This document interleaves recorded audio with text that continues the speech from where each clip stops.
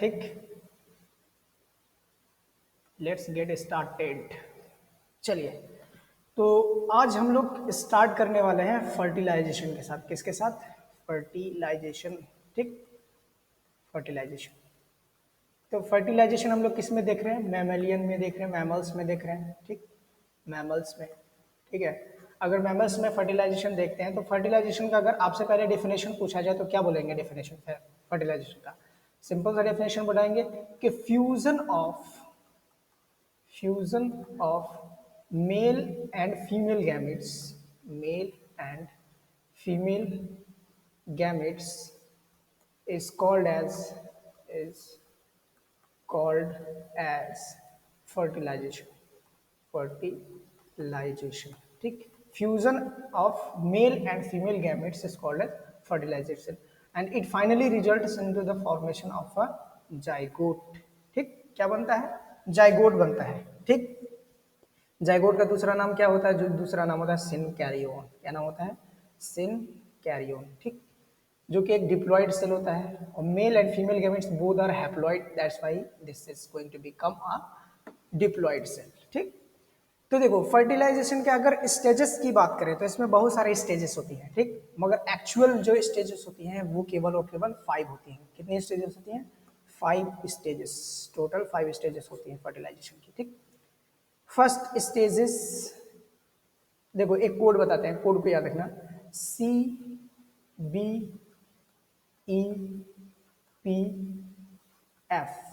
अब सबका full form बताते हैं। C means chemo attraction, chemo attraction of sperm, chemo attraction of sperm.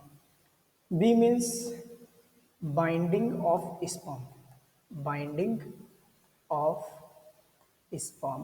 ठीक, means binding of sperm। E means exocytosis, exocytosis of sperm, exocytosis of sperm।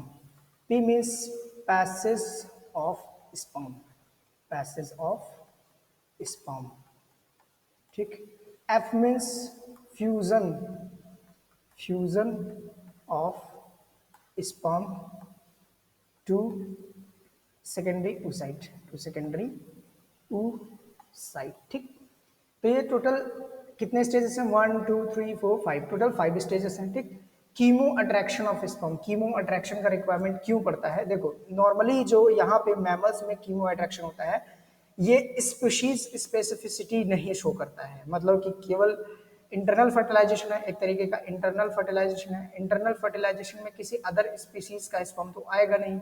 अगर external fertilisation होता तो वहां पे कीमो अट्रैक्शन में chemicals का रिक्वायरमेंट होता। ठीक, ये कीमो अट्रैक्शन जो होता है एक्चुअल में इंटरनल फर्टिलाइजेशन में जितना भी कीमो अट्रैक्शन होता है ये स्पीशीज स्पेसिफिसिटी को शो नहीं करता है, ये एक्चुअल में शो करता है एक्टिवेशन ऑफ स्पर्म को, स्पर्म को एक्टिवेट करने के लिए यहाँ पे कीमो अट्रैक्शन होता है, कीमो अट्रैक्शन। ठीक, और मैमल्स की बात करें तो कीमो अट्रैक्शन में इंपॉर्टेंट रोल प्ले करता है प्रोजेस्टेरॉन। कौन प्ले करता है रोल? प्रोजेस्टेरॉन, जो कि एग से रिलीज होता है प्रोजेस्टेरॉन।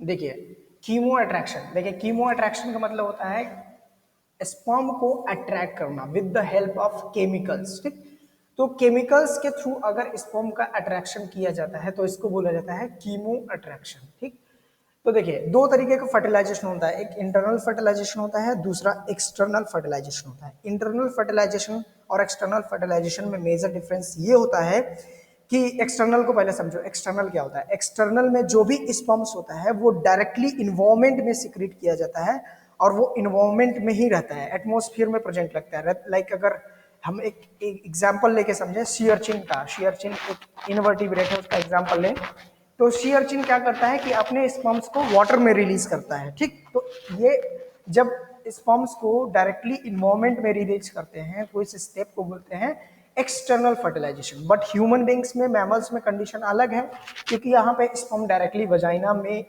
सिक्रीट किया जाता है, वजाइना में इजैकुलेट किया जाता है, इसलिए ये एक तरीके का इंटरनल फर्टिलाइजेशन हो गया। ठीक, तो एक्सटर्नल फर्टिलाइजेशन में ये स्पेसिफिक चीज होता है कि जैसे स्पर्म अगर आ रहा है तो सेम एनिमल का, सेम स्पीशीज का स्पर्म ही जाकर के ओवम से फ्यूज करे, तो वहां पे कीमो अट्रैक्शन का एक्सटर्नल फर्टिलाइजेशन में रोल होता है। ठीक, जैसे सी अर्चिन का एक स्पीशीज है पंक्चुलेटा, ठीक है, अरे अर्बेशिया पंक्चुलेटा, दूसरा कोई दूसरा स्पीशीज है, तो अर्बेशिया पंक्चुलेटा का ही स्पर्म जाकर के उसी के ओवम से फ्यूज करे तो उसको उसको बोलते हैं स्पीशीज स्पेसिफिक कीमो अट्रैक्शन।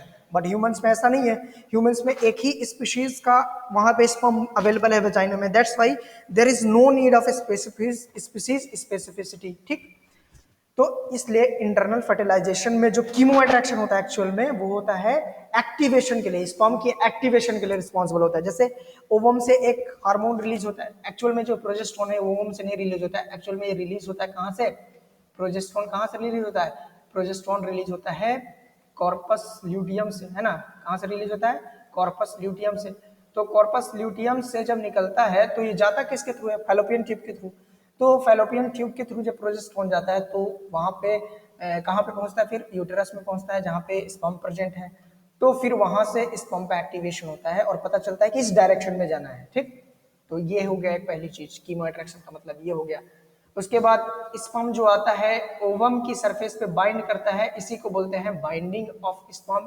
यहाँ पे बहुत सारे प्रोटीन्स रिस्पॉन्सिबल होते हैं बाइंडिंग्स के लिए, उसके लिए रिसेप्टर्स होते हैं ओवम पे जो कि इसको कंडक्ट करवाते हैं। ठीक, तो अभी हम उसके बारे में डिस्कस करेंगे। ठीक है, नेक्स्ट स्टेप होता है एक्सोसाइटोसिस ऑफ स्पर्म। एक्सोसाइटोसिस का मतलब होता है, जैसे मैंने स्पर्म बताया था, स्पर्म का हेड था, टेल था, हेड वाले रीजन में यहाँ पे सबसे ऊपर की तरफ था एक्रोसोम। क्या था, एक्रोसोम, गोल्गी बॉडी का डेराइव्ड स्ट्रक्चर एक्रोसोम। ठीक, इस एग्रोसोम में मैंने बताया था कि बहुत सारे एंजाइम्स फील्ड होते हैं, बहुत सारे एंजाइम्स होते हैं। ठीक, तो जब इस स्पर्म की लेयर का बाहर का जो लेयर है प्लाज्मा मेम्ब्रेन, जब ये फटता है, एक्रोसोमल मेम्ब्रेन फटता है और यहाँ से जो एंजाइम्स होता है वो रिलीज होकर के एग पे पड़ता है, तो एग की लेयर को डाइजेस्ट कर देता है। ठीक, इन एंजाइम्स को बोलते हैं एक्रोसोमल लाइसिन्स। बहुत सारे एंजाइम्स होते हैं जिनके बारे में भी हम डिस्कस करेंगे। ठीक, तो एक्रोसोमल लाइसिन्स क्या करता है, एग की लेयर्स को फाड़ देता है, तोड़ देता है। ठीक, तो डीजेनरेट कर देता है, जिससे स्पर्म का जो न्यूक्लियस है और जो प्रॉक्सिमल सेंट्रियोल है